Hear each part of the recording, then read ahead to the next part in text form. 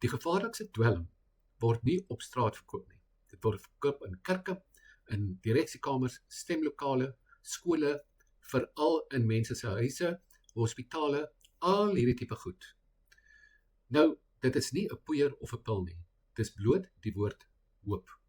Ons word geleer van kleins af dat hoop 'n positiewe ding is. Ons word gesê, hou goeie hoop. Ons gebruik dit soos 'n warm kombers as die nag koud word en trek dit oor ons. Maar in werklikheid is hoop 'n kalmeermiddel, sodat jy 'n middelmatige of useless vandag kan verdra. Wanneer jy hoop, sluit jy 'n onderbewuste ooreenkoms in jou brein.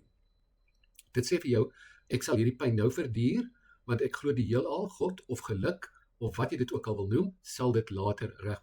Moenie wag vir die son om op te kom nie. Bou 'n vuur. Die mens wat verantwoordelik is, wag nie vir die toekoms nie.